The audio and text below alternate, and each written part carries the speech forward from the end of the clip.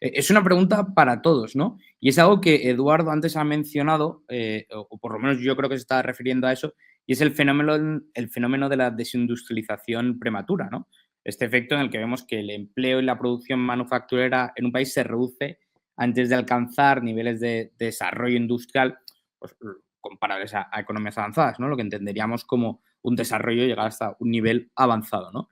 Y que con ello pues, se limita el crecimiento y capacidad de innovación, pues porque el país se desindustrializa, ¿no? No llega a estos niveles y antes de poder llegar a los niveles comparables a economías o a países desarrollados, pues reduce su producción manufacturera.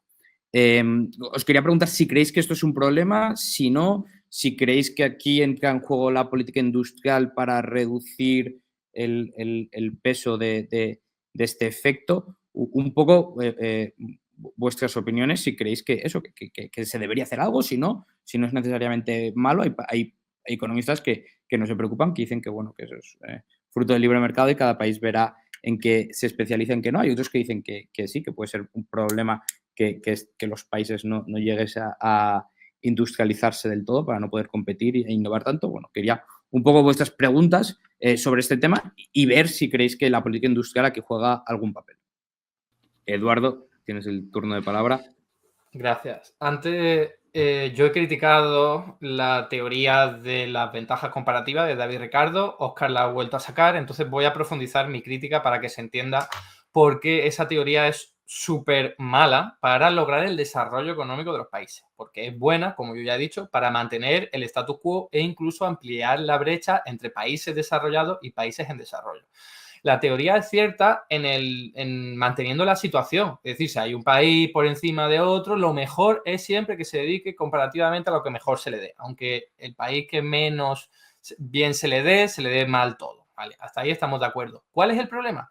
Que se va a mantener esa brecha e incluso ampliar. ¿Por qué digo ampliar? Porque, a ver, si sabemos todos, y esto es algo que no se puede negar, o sea, la industria es mucho más productiva que el sector primario. Por ejemplo, dedicarte a extraer minerales o a extraer o a cultivar cualquier tipo de producto agrícola. Que podríamos hablar, bueno, los minerales a veces suben mucho de precio, como los hidrocarburos y tal, pero en general la industria siempre es mucho más productiva. Y esto es algo lógico porque es más difícil de hacer. O sea, todo el mundo sabe cultivar una planta, una patata, un tomate, café o lo que sea, o extraer un mineral, aunque eso tiene algo más de valor tecnológico, pero es mucho más difícil hacer un vehículo eléctrico, producir un satélite. Entonces es normal que esto último esté mejor pagado, la gente vaya a pagar más por esos productos. Por eso los países que se especializan en la industria, sobre todo de alto componente tecnológico, ganan muchísimo más y además se va ampliando esa brecha que se conoce como deterioro de la relación de intercambio. Es decir, los países dedicados a cultivar, al final sus productos no van creciendo mucho porque lo sabe hacer todo el mundo, hay mucha competencia y además también es muy volátil y sobre todo si son materias primas como minerales, se van a utilizar luego para un proceso productivo industrial, con lo cual si aumentan de precio las materias primas, esas a las que me refiero, también van a aumentar mucho el producto final. Por no añadir que en los países más desarrollados e industrializados suelen ser también quienes tienen mejores salarios y por lo tanto el precio final va a ser mayor para tener un margen de beneficio. Entonces, está absolutamente demostrado, eso lo demostraron hace mucho tiempo Prebisch, entre otros, Raúl Prebisch, entre otros, que había una brecha que ya estaba dada y que se iba ampliando por culpa de esa ley. Así que eso es lo que yo critico, que se siga esa ley, esa teoría, porque lo único que hace es ampliar la brecha como hemos visto, ¿no? Se decía o decía Juan Ramón, ¿no? Que Estados Unidos había perdido recientemente, yo ya lo he explicado, voy a volver a explicarlo, a lo mejor no lo he hecho bien. Estados Unidos sigue teniendo políticas desarrollistas, por así decirlo, ¿no? Intervención pública, como por ejemplo la inversión pública en investigación y desarrollo. Pero en otras políticas se ha dormido en los laureles. Insisto, cuando tú te dedicas como economía o como Estado a incentivar más la bolsa, las finanzas, cuestiones que son más de rentismo que otra cosa, como el sector inmobiliario, pues al final, ¿qué pasa? Que China, con sus políticas bien planificadas, bien dirigidas, te come la tostada. Eso era lo que yo quería decir. La pregunta de Juan Ramón de qué sectores eliges, ¿no? Vale, un Estado desarrollista tiene que decidir qué sector va a desarrollar. Estamos de acuerdo en que se puede equivocar, pero lo que seguro que estaremos todos de acuerdo es que si no haces nada, no vas a triunfar en la vida. O la pregunta la hago de vuelta para vosotros. ¿Qué sectores elige el libre mercado? Porque eso en España lo hemos visto de forma muy reciente como, venga, pues la burbuja inmobiliaria, porque es lo más rentable. Ahora también un poco parecido incluso con los alquileres. Es mucho más rentable, dedican ahí todo su capital y al final, ¿qué pasa? Que no somos un país más productivo para nada. Necesitamos políticas industriales que redirijan. Y eso es lo que siempre se ha hecho y siempre ha funcionado. El caso de Japón, que ya lo ha comentado Luis, es bastante clarividente con el caso de Toyota, que también lo ha mencionado. O sea, Toyota era una empresa que se dedicaba a la pesca y a la agricultura y a pocas cosas más. Y el Estado dijo, vamos a dedicarlo a construir automóviles. Y la gente se reía en su cara y estuvieron como 8 años teniendo pérdida y decía, pero estos vehículos son una porquería. Hoy día no son una porquería, porque gracias a esa protección a la industria durante un montón de tiempo y dedicando muchos recursos ahí, que claro, en el mismo momento dices, esto es una locura, estás tirando el dinero a la basura, pero es una inversión.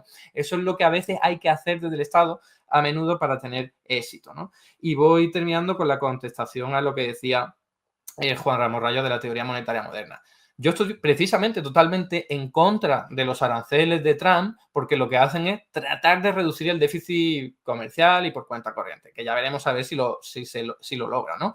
Pero ¿por qué estoy en contra? Porque ahora mismo el déficit comercial le beneficia a los consumidores estadounidenses, porque al fin y al cabo pensarlo significa que el resto del mundo les está enviando productos a los consumidores estadounidenses, muchos más de los que vienen de vuelta. Es decir, que tenemos a los japoneses, a los alemanes, a los españoles trabajando, dedicando horas de su tiempo, esfuerzo en producir cosas que tienen utilidad para enviarla a Estados Unidos y a cambio nos da dólares, que es una unidad monetaria que crean a libre voluntad, que no tiene valor intrínseco. Entonces, la jugada maestra de Estados Unidos. Ellos nos dan papelitos que no valen absolutamente nada y nosotros les damos cosas. Y Trump quiere revertir eso. Es absurdo, es totalmente absurdo. Ahora bien, hago un matiz. Esto sirve para Estados Unidos porque tiene el privilegio desorbitante del dólar, que lo utiliza a nivel mundial gracias a su poderío militar, entre otras cosas, ¿no? No vale para cualquier otro país, aunque hay grados. No es lo mismo Argentina que la Unión Europea, ¿no?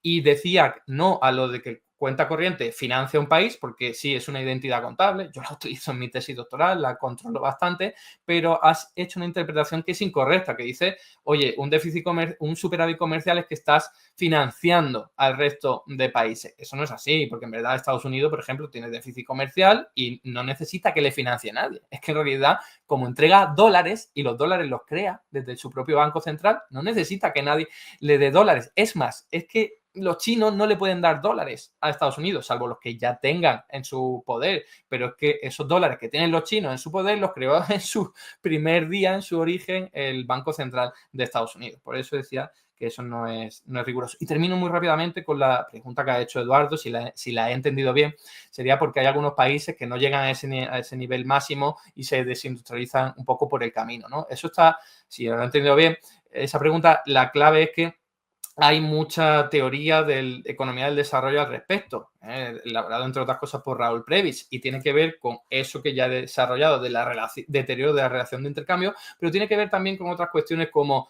no se les deja promocionar su propia industria. Hablamos de la Organización Mundial de Comercio, las rondas del GATT, del FMI, etcétera, etcétera. Entonces, claro, al final, pues, ¿qué haces? Pues no puedes desarrollar tu industria. También hay un efecto imitación importante porque esto es, bueno, pues la élite de cada país en desarrollo dice, pues, yo me encargo de hacer mis negocios de cara afuera, que son mucho más productivos, mucho más económicos y además voy a consumir los productos de allí. Un iPhone, un Rolex, un vehículo eléctrico de alta gama o no eléctrico, y al fin y al cabo eso lo que hace es dedicar muchas rentas del país que no se invierten en su propio desarrollo económico, sino que se pierden en consumo de lujo, ¿no? Esto es algo que, claro, en el pasado era más difícil que ocurriera porque no había tanta brecha entre los países en desarrollo y los países desarrollados. Por eso ahora tienen tantos problemas por los países que se quieren desarrollar. Muchas gracias, Eduardo. Ahora, Juan. Yo creo que estamos de nuevo, por coger lo último, pero ahora contestaré otras cosas. Lo último de Eduardo, de nuevo, falacia del blanco móvil. No se les deja desarrollar por la liberalización comercial del GATT. Bueno, pues Taiwán, toda la industria de los semiconductores la desarrolla a partir de los 90 y especialmente a partir de los 2000 con libertad comercial. Entonces, Si hay libertad comercial y un país no se desarrolla, es por la libertad comercial. Si hay libertad comercial y un país se desarrolla, es a pesar de la libertad comercial. Y no estableces ninguna relación de causalidad. En cuanto a lo de la financiación, también porque es de lo último que has dicho, financiar no es dar dólares. Financiar en términos de contabilidad nacional, y eso, si lo has tratado en la tesis, pues debería estar bien tratado. Financiar es capacidad y necesidad de financiación. Y eso se traduce en si consumes más de lo que produces o menos de lo que produces. ¿Por qué China financia a Estados Unidos? No porque le dé dólares. Eso es una... ¿Quién ha dicho eso? China financia a Estados Unidos porque China le vende a Estados Unidos y luego no le compra de Estados Unidos. Por tanto, lo que produce Estados Unidos, ¿qué tiene a su disposición? Lo que han producido ellos y lo que les vende China. Estados Unidos puede consumir o invertir su producción interna más la producción de China que les vende a Estados Unidos. ¿Por qué les financia? Porque si China le comprara a Estados Unidos, lo que produce Estados Unidos iría en parte a China y no estaría disponible dentro de los Estados Unidos. Por tanto, no tiene nada que ver con dar dólares, tiene que ver con movimientos de producción real. Por tanto, el déficit exterior de Estados Unidos, claro que supone que el resto del mundo está financiando a Estados Unidos. No que le esté dando dólares, sino que le está vendiendo sin retirar producción de Estados Unidos. De modo que la economía estadounidense tiene, repito, la producción interna más la producción externa importada. Sobre desarrollismo de Estados Unidos, desde luego, desarrollismo a través de políticas de gasto en el siglo XIX, poco. Estados Unidos en el siglo XIX tenía un estado del 3% del PIB, en línea con su baja capacidad fiscal. Si decís que el desarrollismo es que puso aranceles, de nuevo, África hoy está llena de aranceles con bajos impuestos y no se desarrolla. Entonces, quizá el factor de desarrollo sea otro. ¿Cuál es el factor de desarrollo? Pues lo que podríamos llamar imperio de la ley, si lo queréis, o el respeto a los derechos fundamentales que estructuran un mercado libre. Respeto a la libertad individual, respeto a la propiedad privada, respeto a los contratos y además si lo queréis, un capital social que permite que todo eso funcione bien, incluso sin que haya un alguacil que esté vigilando en cada momento encima. Eso en África creo que estamos de acuerdo que no existe. Es decir, el respeto a gran escala que existe en un país africano a la vida, a la integridad física, a la propiedad privada, a los contratos, es más bien bajo.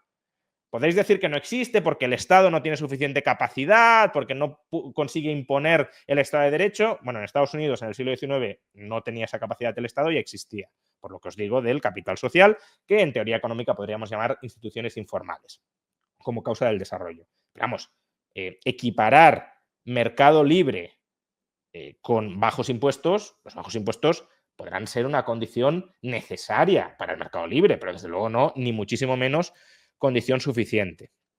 Más cosas. Ha comentado Luis que, pues, no sé, en el caso de Taiwán, tenía que ser el Estado el que desarrollara porque si partimos de una economía privada muy pobre, el sector privado no tiene recursos para financiarse. Entonces tendrá que ser el Estado quien se financie. ¿Vale? ¿Y ese Estado de dónde obtiene los recursos?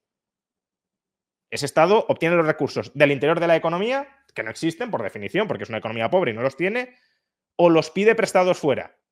Y si los pide prestados fuera, ¿por qué no los puede pedir prestado el sector privado? O sea, el Estado no crea recursos de la nada. El Estado o se apropia de los recursos internos del sector privado o pide prestados recursos externos del sector privado público internacional. Pero eso mismo lo puede hacer el sector privado. Y de hecho, conforme una economía empieza a generar un excedente agrario, parte de la mano de obra de la agricultura se puede trasladar a la industria y coincido, lo hablaré un poquito de la industria, en términos generales, sin caer en a veces el desprecio capitalino en el que casi ha caído Eduardo, de esto lo sabe hacer todo el mundo, plantar patatas, ponte tú a plantar patatas a ver si sabes, no digamos ya la agricultura tecnificada y modernizada, como puede ser la española, que sí tiene un grado de productividad elevado y yo no soy capaz, vamos, hay ingenieros agrónomos por algo, quiero decir que no es eso de, no, cojo el arado y me pongo a labrar el campo. Pero no, dejando de lado esa cuestión, sí es verdad que en general la industria moderna es más productiva que la agricultura moderna. Pero, a su vez, los servicios de alto valor añadido modernos también pueden ser más productivos que la industria moderna. El PIB industrial de Estados Unidos está más o menos estancado desde hace 20 años y la renta per cápita de Estados Unidos ha seguido subiendo. ¿Por qué? no por la financiarización y demás, que podrá haber tenido su influencia, sino porque Estados Unidos se ha ido volcando hacia el sector de las nuevas tecnologías. Y esas nuevas tecnologías, no me hagáis trampas de querer meterlo en la industria como que en la industria cabe todo lo que genera alto valor añadido. Esas nuevas tecnologías, en gran medida, son servicios, no servicios obviamente de poner un tenderete en la calle y vender lo que sea, no, pero son servicios porque dependen fundamentalmente del capital humano y del equipo, sí, de prestación de ese servicio de capital humano. No es producción manufacturera de ninguna clase. A su vez, también comentaba Luis, no se perjudicó en Corea del Sur a ninguna industria porque solo estaba la industria que favoreció el Estado. A ver, aunque no haya ninguna industria, yo puedo tener una idea y si a mí me prohíben importar, esa idea muere. O sea, ni siquiera se llega a visibilizar como idea posible. Si el Estado dice, solo se permite importar para el acero, pues claro, sí, se desarrollará la industria siderúrgica. Pero no porque la industria siderúrgica sea necesariamente mejor que otras industrias que potencialmente se hubiesen podido desarrollar, sino porque el Estado ha prohibido las importaciones de todo lo demás o ha impedido, como en Corea del Sur, el acceso al crédito internacional en todas las demás industrias. Entonces, claro, aquella a la que le das un poco de oxígeno es la que crece y la que se desarrolla. La cuestión es, ¿el Estado es bueno a la hora de seleccionar ganadores y perdedores de manera continuada? Y ahí entramos en el problema de la información. Eduardo decía, ¿cómo lo selecciona el libre mercado? Desde luego no de manera centralizada, sino de manera descentralizada.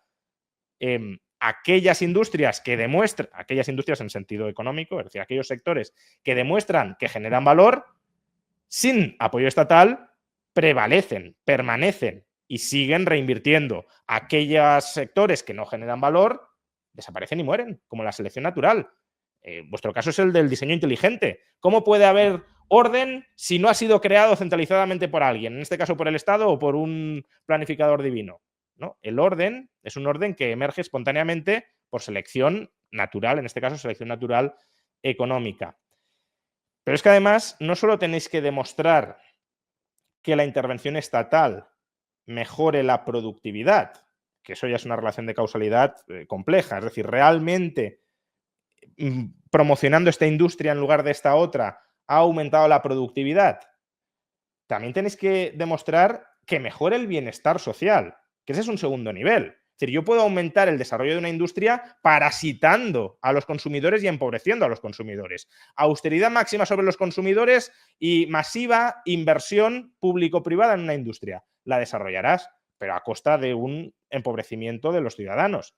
Entonces, el hecho de que se favorezca el desarrollo industrial o económico no significa que se esté incrementando el bienestar. De hecho, por ejemplo, los aranceles de Estados Unidos siglo XIX sobre determinados metales, lo que hicieron fue acelerar el desarrollo de la industria a costa de empeorar el bienestar agregado, porque la industria se habría desarrollado igualmente, pero a costa de empobrecer al consumidor.